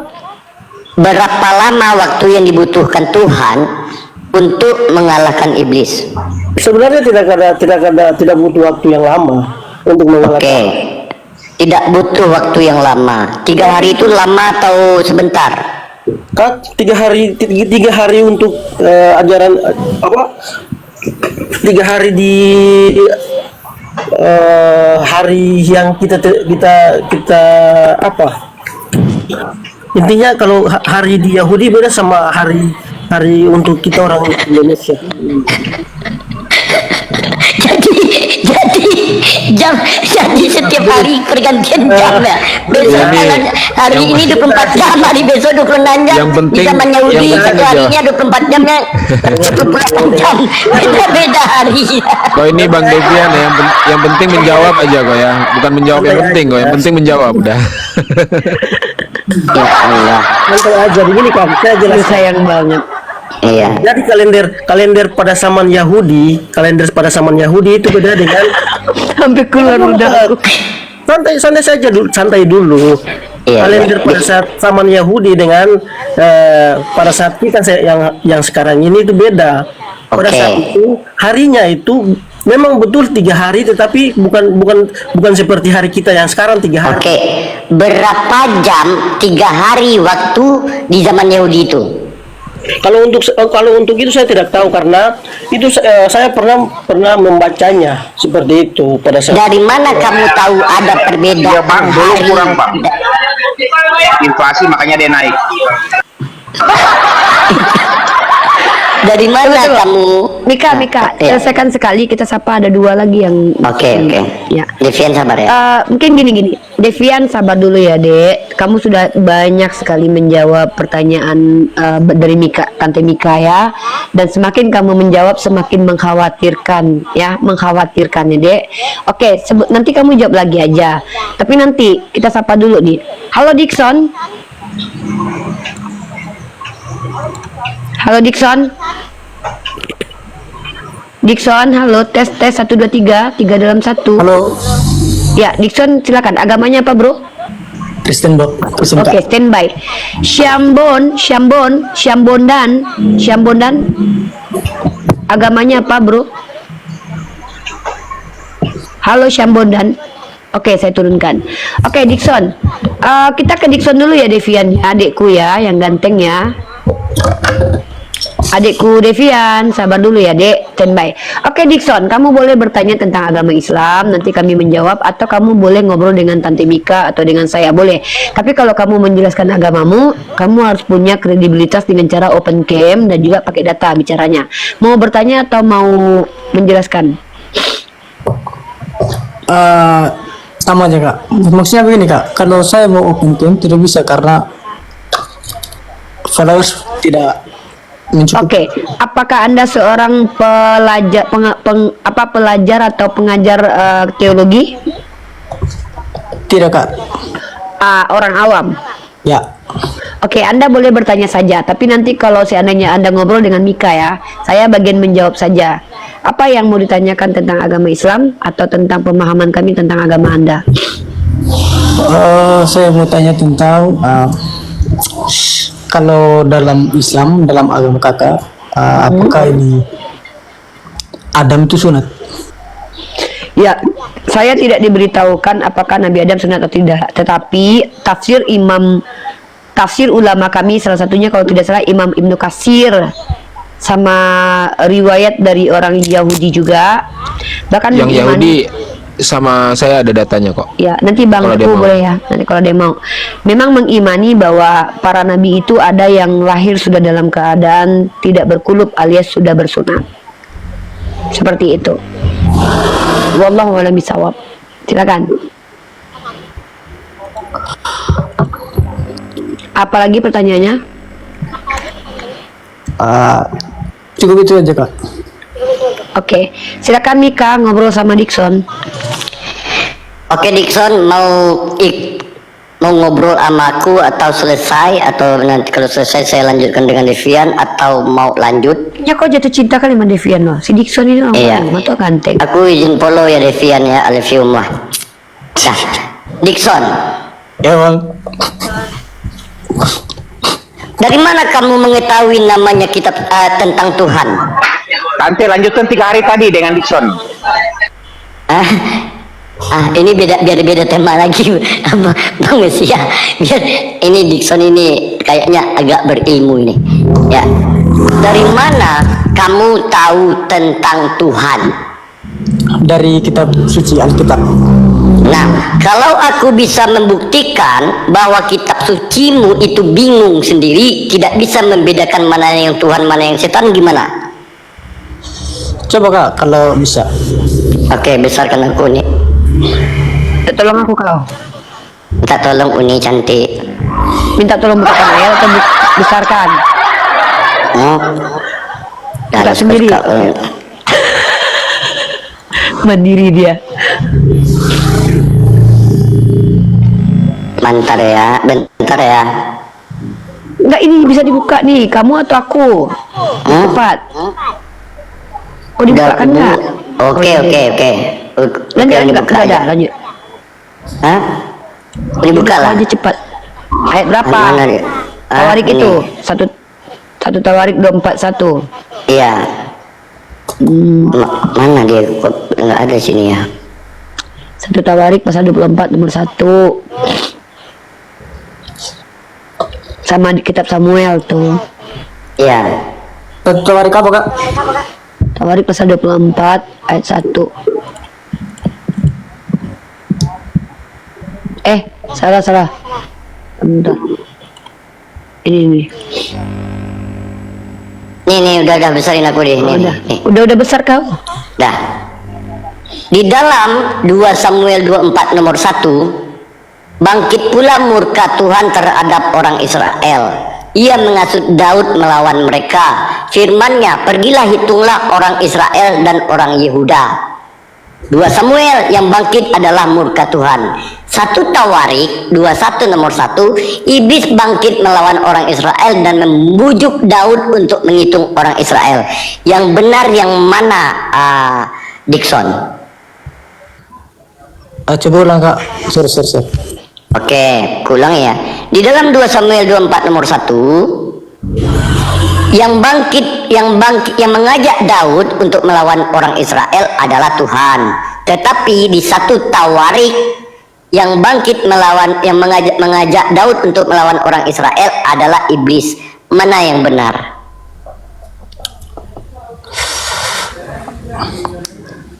Aduh, bingung. Nah,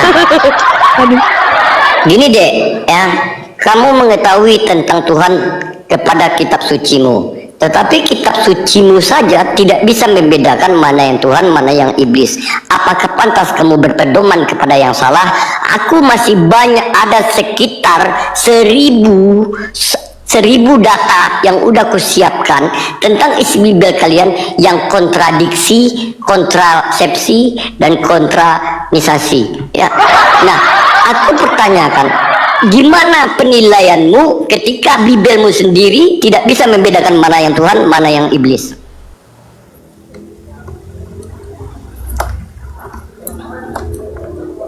Nana orang Mika, kau pun Tapi bagus Dickson. Tapi maunya begini Kak. Nah, Kita kalau belakang lagi. Tuhan itu lebih ke sejarah dulu. Saya kurang paham kalau soal itu Kak. Oke, berarti Masuk, apa yang Mika. kamu paham, Dek? Mika, ini aku masuk Mika, ini kau masuk. Oke, silakan Uni. Dickson, izin, pernah sekolah teologi nggak, Dek? Tidak Kak, tidak. Pernah baca Bible secara mendalam atau sering baca Bible nggak? Kalau baca secara mendalam tidak Kak, tapi kalau baca begitu saya baca. Oke. Atau kalau di Bible itu banyak ayat kontradiksinya, tahu? Salah satunya yang ditunjukkan Mika tadi, tahu? Tidak Kak, tidak. Tidak tahu. Oke. Apa alasan kitabnya Dickson itu bisa dikatakan kitab suci, Dek? Karena kenapa Uni bertanya begitu ya? Kalau seandainya tidak ada alasan kitab adik dikatakan suci, maka kitab adik sama dengan buku karangan manusia. Paham? Maka kalau kita mengatakan kitab ini suci, harus ada alasannya. Kalau Al-Quran ditanya, saya bisa jawab. Contoh, Al-Quran bisa dikatakan suci karena semuanya kitab suci itu isinya firman Tuhan, tidak ada karangan manusia dan tidak ada kontradiksinya. Terpelihara, terjaga, dan bisa dihafal oleh seluruh manusia yang beragama Islam kalau mereka mau. Faktanya memang banyak penghafalnya.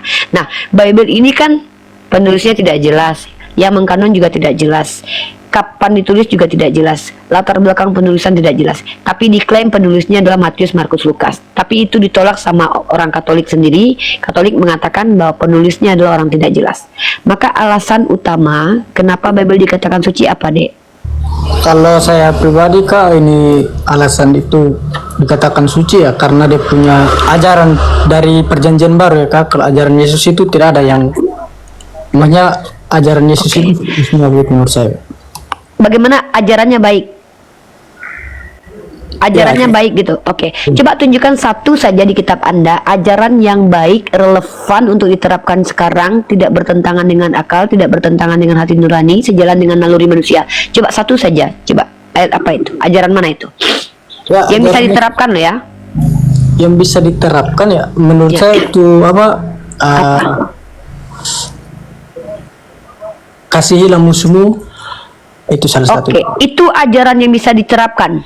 Ya menurut saya kalau Oke. orang beriman ya itu bisa diterapkan. Oke. Berarti orang Kristen itu harus mengasihi musuh. Ya itu kalau yang Kalau benar- ada penjajah ke negara kita, kamu kasihi. Ya kalau secara itu ya harusnya dikasih berdoa supaya biar Tuhan yang Oh, bertindak. jadi kalau ada penjajah ke sini, kamu cuma berdoa aja, nggak ikut perang dengan kami umat Islam? Karena Tuhan kami Yesus Iya. mengajarkan untuk berperang. Gitu. Waktu Ukraina diserang sama Rusia, Tuhanmu nggak bantuin itu. Jadi salah orang Ukraina melawan Rusia ketika mereka diperangi ya. Oh, iya. Maksudnya begini kak, kalau Tuhan kami yang Yesus tidak pernah mengajarkan untuk berperang begitu. maksudnya, Kak. Siapa Jadi, bilang? Kalau saya bisa buktikan dia pernah ikut perang gimana? coba kak. Oke. Abang minta tolong abang Devian untuk bantu jawab karena saya sebenarnya tidak terlalu Oke. Jangan menjawab. Cukup saya kasih informasi saja. Tidak usah menjawab, saya kasih data. Tuhan kamu itu pernah perang. Mohon maaf ya, mungkin mengecewakan ini. Mungkin selama ini kayaknya Yesus ini gambarannya baik banget ya. Tapi dia pernah berperang, Dek. Tuhan akan berperang untuk kamu dan kamu akan diam saja. Di Keluaran pasal 14. Pertanyaannya ini Tuhan Bapa, Tuhan Anak atau Tuhan Roh Kudus, Dek? Agak sulit ya. Kalau Iya, di dalam kitab Keluaran pasal 14 ayat 14 di sini dikatakan Tuhan akan berperang untuk kamu dan kamu akan diam saja. Katanya kan Tuhannya nggak ngajarin perang. Nah, pertanyaannya adalah Tuhan yang berperang ini Tuhan Bapa, Tuhan Anak atau Tuhan Roh Kudus? maksudnya Oke. begini ya itu kak. Ya, gimana? Baru baca ayat itu deh atau sudah lama baca ayat itu? Baru kak, tapi saya bisa. Tapi sudah bisa menjelaskan. Memang orang Kristennya hebat-hebat ya, saudaraku ya. Saya acungi jempol. Saudara Kristen kita ini luar biasa. Baru baca ayat saja mereka sudah bisa menjelaskan. Beda dengan kita. Kita kalau nggak belajar kita nggak bisa jelasin. Oke, lanjut. Kenapa? Gimana itu? Ya kan, kita tidak suruh dihafal tuh kak itu.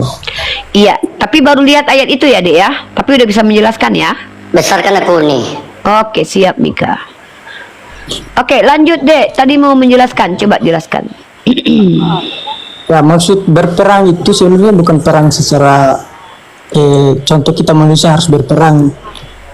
Coba kamu baca itu datanya yang tertulis itu.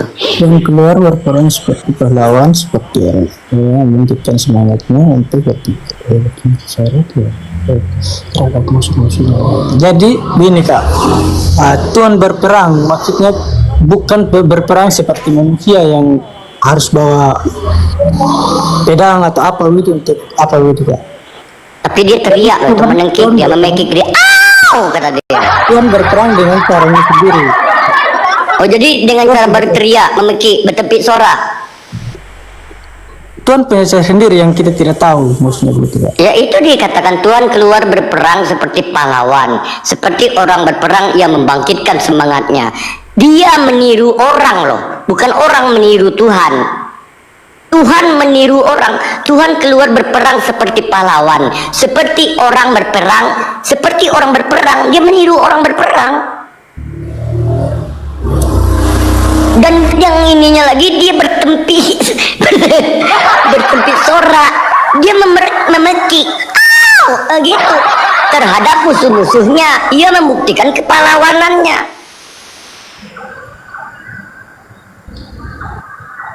Gimana Dek?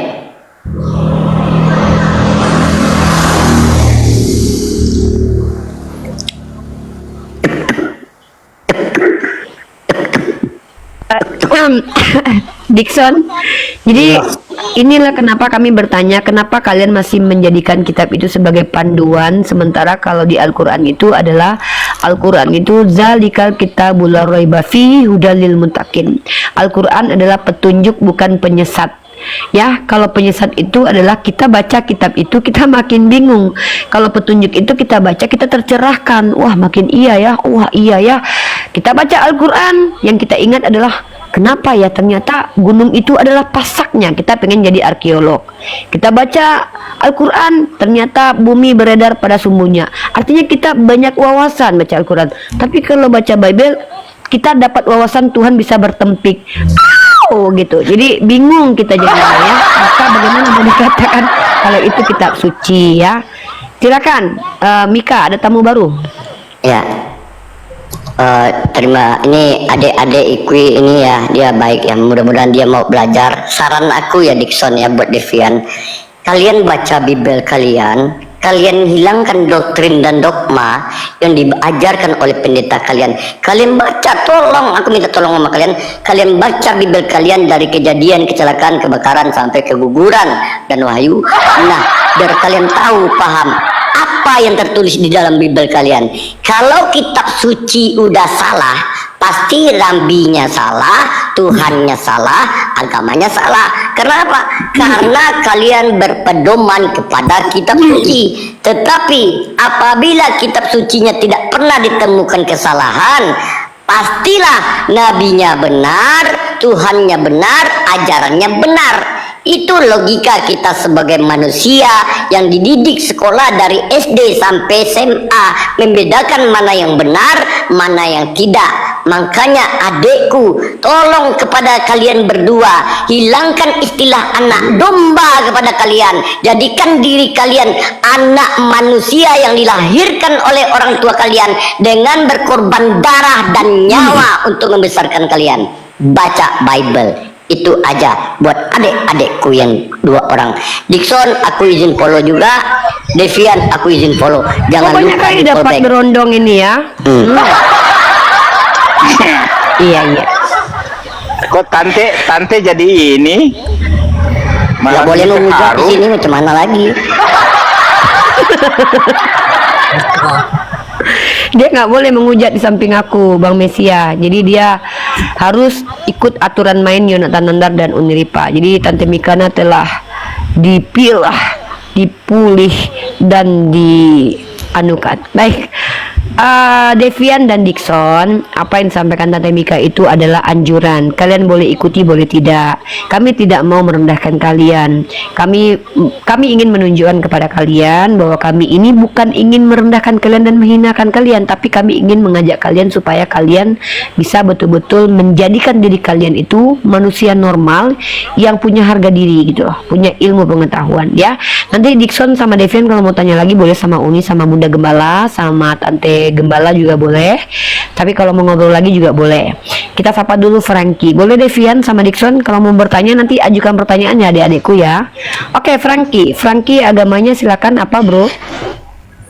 Kristen. Oke, Frankie seperti biasa bertanya boleh, insya Allah kita jawab. Kalau kita tahu, kalau kita nggak tahu kita nggak boleh jawab. Nah kalau nanti seandainya Frankie sudah mulai agak ini, nanti boleh ngobrol sama Tante Mika. Silakan, mau menjelaskan agamanya atau mau bertanya tentang agama kami atau bagaimana pemahaman kami tentang agama kalian? Baik.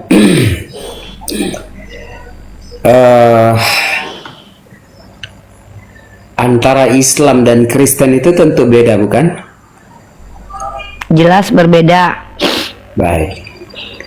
Apakah Yesus dan Isa itu sama? Oke, ada 2 jawaban ya. Sebenarnya yang kita bicarakan ini tokohnya sama, tapi perspektifnya berbeda. Kenapa perspektifnya berbeda? Karena kita memiliki sumber yang berbeda. Kami sumbernya dari Tuhan pencipta alam semesta, kalian dari orang yang tidak jelas dan menceritakan tentang Yesus atau Nabi Isa. Jadi tokohnya sebenarnya sama, tapi perspektifnya beda kita. Dari mana? Gitu. Silakan. Uni Rifa bisa membuktikan bahwa itu ajaran yang disampaikan oleh Islam itu adalah ajaran dari Tuhan. Pembuktiannya dari mana? Pembuktiannya dengan membuktikan mana kitab suci, mana yang bukan kitab suci. Kalau kita bandingkan antara dua kitab ini, kalau salah satunya tidak suci, maka salah satu pasti suci. Maka yang suci ini pasti informasinya benar semua. Contoh, kalau Al-Quran itu ada alasan kenapa dikatakan suci. Pertama, dia perkataan Tuhan, tidak bercampur dengan perkataan manusia. Tidak ada sampai sekarang orang-orang skolar-skolar yang mempelajari Al-Quran, dia bukan Islam ya, seperti Izutsu Toshihiko, Louis Maaluf, orientalis yang mampu membuktikan Al-Quran itu adalah perkataan manusia. Satu itu. Yang kedua, kitab suci itu tidak mungkin sama dengan buku karangan manusia. Dia terjaga. Ini ditetapkan juga oleh Allah dalam Quran surah Al-Hijr ya, ayat ke-9. Maka tidak ada sampai detik ini yang mampu membuktikan Al-Quran pernah terdistorsi. Kemudian kitab suci itu hanya Al-Quran satu-satunya kitab yang tidak pernah ada kontradiksinya dan tidak ditemukan kontradiksinya. Kalau ada silahkan kalian tunjukkan. Lanjut, hanya Al-Quranlah satu-satunya buku, satu-satunya kitab yang diklaim sebagai kalam Allah oleh umat manusia yang bisa dihafal keseluruhannya. Tidak ada buku manapun yang bisa dihafal keseluruhannya. Nah, bertimbang terbalik dengan Bible terdistorsi diakui sekolah kalian seperti Dr. Berehman. Kemudian Bible sendiri tidak terjaga. Karena apa? Ada apokrifanya atau ayat Bible palsu, dan ada ayat sisipannya, ada tambahannya, ada ayat yang dihilangkan, ayat yang hilang, buku yang hilang, kitab yang nggak ada, kitab yang dibuang, itu ada. Contoh, kitab Barnabas itu dibuang dari Codex Sinaiticus, tidak ada di dalam kanon kalian. Kitab Nabi Edo ada dituliskan dalam kitab Perjanjian Lama tapi tidak terdapat dalam kanon kalian. Kemudian hanya kitab suci, kitab kalian yang kalian katakan suci itu tidak jelas siapa penulisnya, terbukti dengan disampaikan oleh para skolar-skolar Katolik. Penulisnya tidak jelas, yang mengkanon juga tidak tahu otoritasnya apa, validasi bahwa ini betul-betul tulisan dari murid Yesus apa kita tidak pernah tahu. Artinya secara epistemologis tidak bisa dibuktikan. Maka bagaimana mungkin kitab ini bisa dikatakan sebagai kitab suci? Nah, kalau kita sudah mampu membuktikan bahwa ada kitab ini yang betul-betul layak dikatakan suci dan ini tidak layak, maka tentulah kitab yang layak dikatakan suci inilah yang memberikan informasi yang benar secara ajaran dan juga informasi di dalamnya. Begitu, Frankie. Baik. Jikalau Bu Uni mengatakan bahwa kitab suci Al-Quran adalah kitab suci yang paling benar yang diberikan oleh Tuhan itu sendiri. Sorry, maaf saya potong itu. Al-Quran bukan kitab suci paling benar, tapi Al-Quran adalah kitab suci benar, karena nggak ada yang benar. Kalau ada yang paling benar, berarti ada yang benar lagi. Jadi Al-Quran itu adalah kitab suci benar, ya, begitu. Coba ulang lagi. Paham nggak? Coba ulang lagi. Al-Quran itu bukan kitab yang paling benar. Kalau Al-Quran dikatakan paling benar, berarti ada yang benar. Karena ada yang benar, ada yang paling. Maka kami akui nanti kitab kalian benar nanti. Tidak, Al-Quran itu bukan paling benar, tapi Al-Quran adalah kitab yang benar. Bukan paling benar, tapi yang benar. Karena yang lain itu tidak benar. Baik. Karena itu semua adalah cara kamu memandang tentang interpretasi tentang keimanan. Tentunya pasti Anda mengatakan tidak, salah lagi. Sebentar. Oke. Interpretasi setiap agama pasti mengakui tentang kebenaran setiap kitab suci. Benar? Baik Hindu, Buddha pasti. Oke, saya jawab. Kalau bertanya saya jawab dong. Sebentar. Oke, belum ternyata. Sebentar. Kirain udah bertanya tadi. Biasa aja. Saya tuh biasa aja dari tadi. Ya. Tapi saya sudah bilang dari awal. Yang mau bersandah, bentar, Bro, yang beri aturan saya bukan belum Anda. selesai sebelum Nggak bisa. Ya, nanti Anda ingat ya, dari tadi saya sudah ingatkan, kalau mau belajar ngeyel sama Tante Mika, saya adalah orang yang akan menjawab setiap pertanyaan. Kalau rasanya ingin menjelaskan, jelaskan sama Tante Mika, dia asisten pribadi saya, nanti biar dia yang jelasin ke saya. Frankie mau menjelaskan? Silakan buka mic. Saya kasih upper handle ke Mika. Silakan buka mic. Oke, Mika, ambil alih. Oke. Bang Franky, kayaknya kalau Uni Rifa yang terlalu menyabarkan, kayaknya abang nggak bisa terima ya, karena memang segala sesuatu yang benar tuh jarang orang yang menerimanya, apalagi oten. Sekarang aku bertanya sama abang aja, kitab suci apakah pantas kitab suci ada ayat pemerkosaan ayah, pemerkosaan anak, pemerkosaan adik, ayat mutilasi, ayat tentang perkodokan ya, perkodokan, terus tentang mengatakan payudara, apa nenen semuanya. Apakah itu bisa dikatakan kitab suci? Baik. Kitab suci kekristenan itu, The Holy Bible, seorang rabi Yahudi mengatakan bahwa all the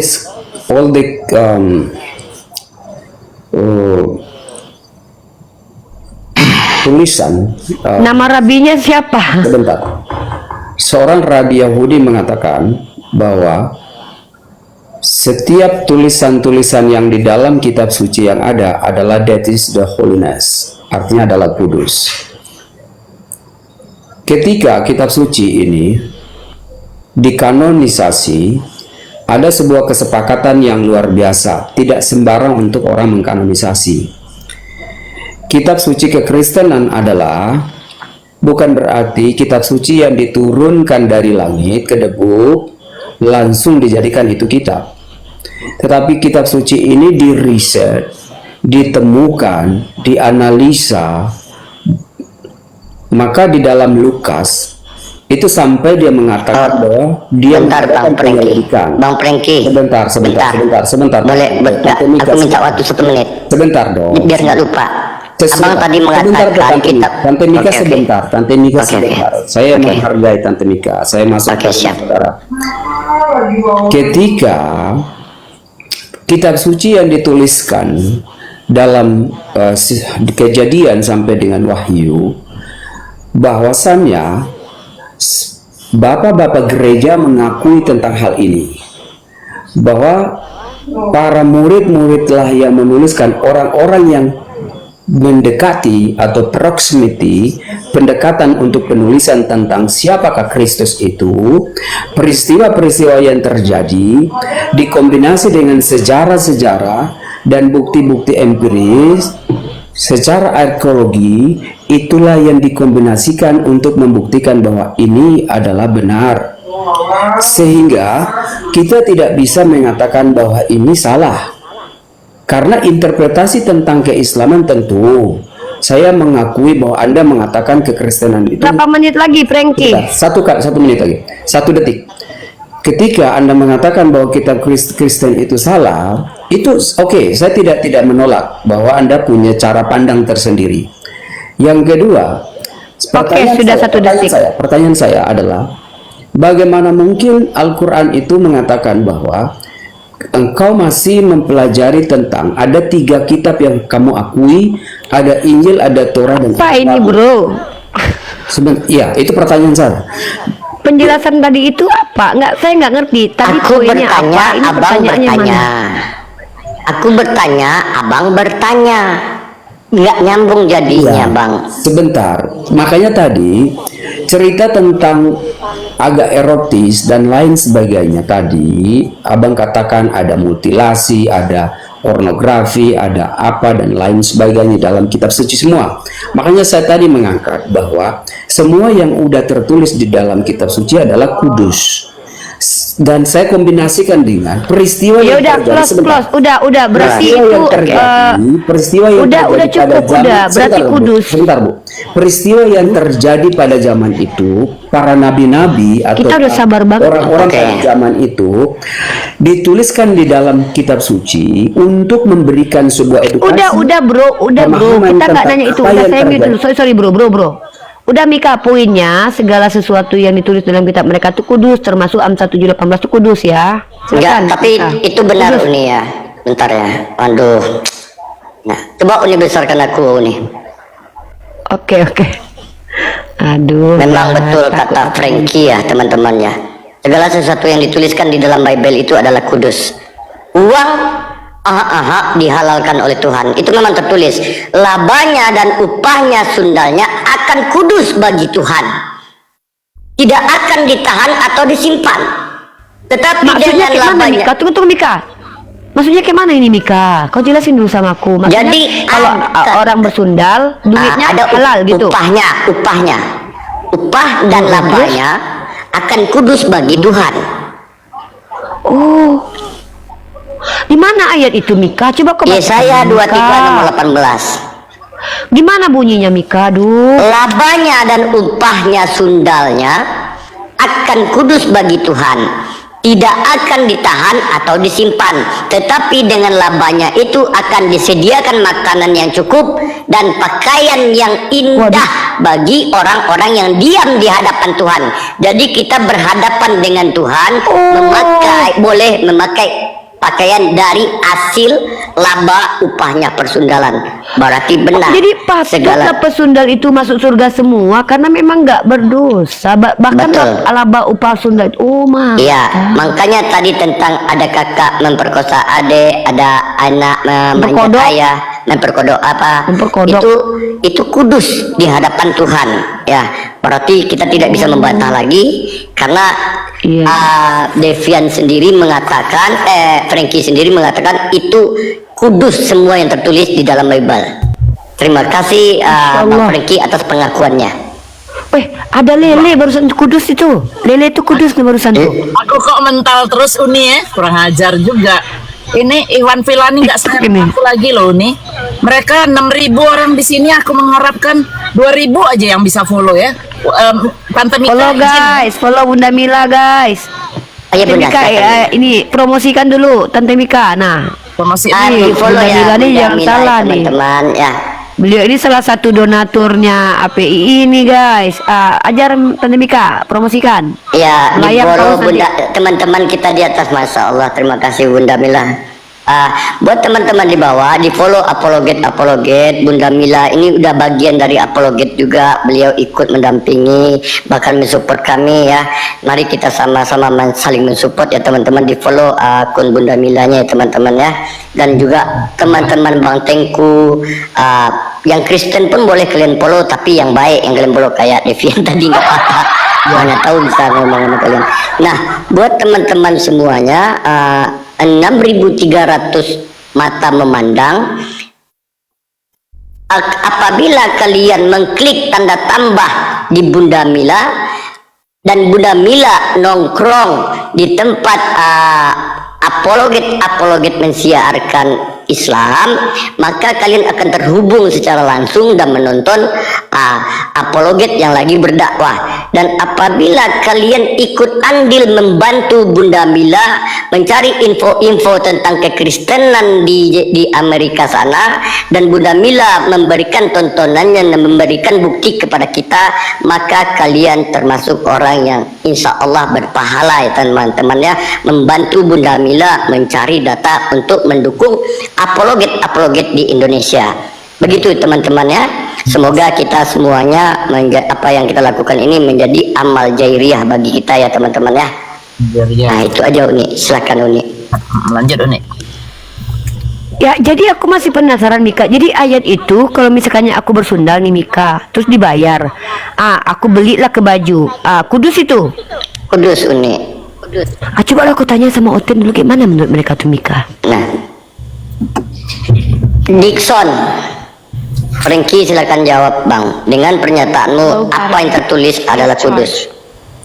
Jadi begini, pernyataan itu adalah seorang rabi Yahudi yang mengatakan bahwa setiap kitab suci yang ditulis. Berapa kali dia bilang rabi Yahudi? Namanya siapa, Frankie? Ada, sebentar, nanti saya cari. Siapa namanya? Sebentar. Ya, enggak maksudnya.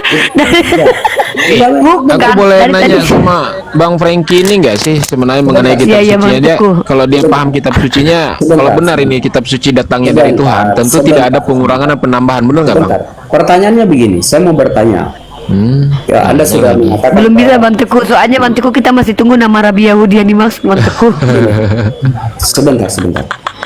Ya, bukan, nanti saya tunjukin sebentar. Tapi saya tidak. Ya aku penasaran Rabi Yahudi mana ini yang kau maksud Dek? Iya ada Rabi Yahudi, ada namanya. Ada lah pokoknya Uni. Ada namanya. Cuma saya lupa. Ada di dalam buku yang saya pernah baca tertulis bahwa ada seorang Rabi Yahudi. Belum nggak tahu sekarang lupa. Bahwa semua kitab suci itu yang tertuang di dalam itu mempunyai nilai value adalah kudus. Oke? Kudus, oke Bang.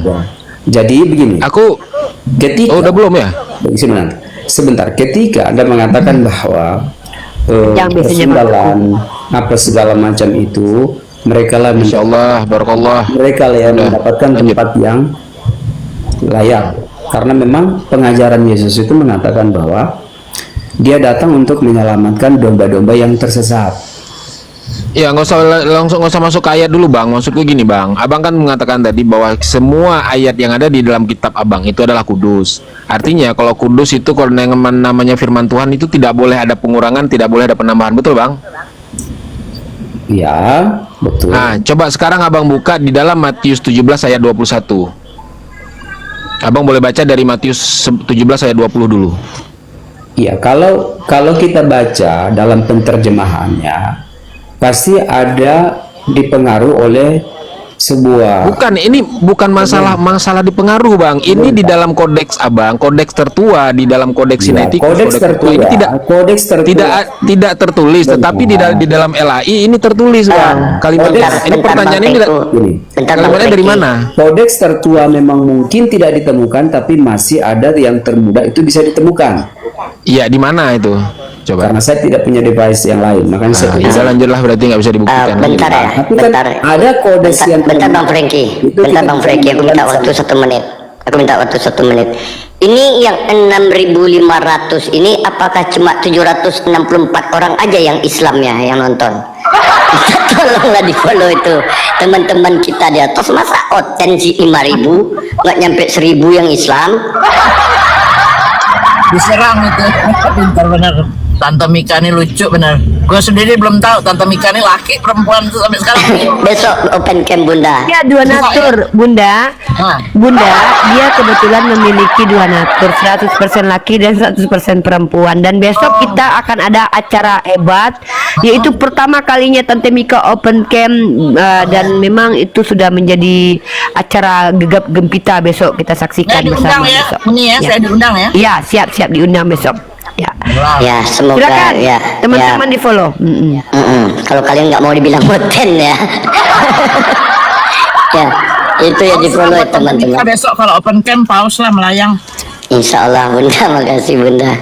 Ya, terima kasih ya buat teman-teman semua yang udah membantu mensupport kami di atas. Semoga kalian sehat-sehat selalu, dilancarkan rezekinya, apapun hajat kalian selama di dunia dikabulkan oleh Allah Subhanahu Wa Taala. Yang belum mendapatkan rezeki semoga mendapatkan rezeki, yang masih jodoh dapat lele ngomong banyak dia. Dia dapat lele, dia banyak cerita dia ya Bang ya. Dari tadi pun aku ngoceh. Amin ya rabbal alamin ya. Amin. Gak nyampe 1K follower Bunda Mila nambah. Aduh. Ini 6.000 ini 6.000 ini 4.000-nya tidur, sisanya uten 500 orang Islam. Ya, gitu ya. Ya, memfollow tidak membuat kita jangan lupa ya Mika jangan lupa akun saya mesia.org, tolong di follow teman-teman ya. Itu juga akun aku yang akan aku pakai juga untuk open camp dan dakwah. Akun aku tuh harus banyak teman-teman, minimal tuh 3.000 2.000 lah, karena aku juga dakwah. Yang mesia.org teman-teman, mesia.org itu akun saya ya, itu akun saya. Akun saya bikinnya server luar untuk aman biar kuat teman-teman. Jadi itu akun saya, itu admin aku ya. Nah kalau Tante Mika itu pembantu pribadi. Kalau Tante Mika ini tuh asisten pribadi aku, asisten rumah tangga aku. Kalau mesia.org ini admin aku. Ya iya kau jangan membantah kau. Udah tadi dijual, sekarang asisten. Iya sekarang lanjut. Itu Franky sama Dixon itu lanjut. Ya. Lanjut Franky, maaf tadi terputus ya. Lanjut Franky. Baik. Ketika Cari Rabi dulu, Rabi. Rabi tadi ya, nama Rabi jangan lupa ya. Lanjut. Ya nanti kita pas aja. Ketika Anda mengatakan bahwa orang-orang pesundal itu akan mendapatkan tempat lebih awal dibandingkan orang-orang yang baik dan benar. Memang Yesus siapa yang bilang begitu? Yang bahas itu siapa, weh? Mika, kau bahas tentang pesundal masuk surga ya? Kita lagi bahas upah sundal yang dikuduskan. Itu maksudnya tadi. Pergi salah nih. Ya, upah sundal untuk mendapatkan kekudusan itu artinya dia pasti masuk dalam kerajaan terang. Itulah yang namanya kudus. Makanya kan harus ada hubungan kolerasi. Bagaimana pertanyaan itu datang? Maka Yesus mengatakan bahwa aku datang bukan untuk orang-orang yang benar, tapi orang-orang yang memang domba-domba yang tersesat.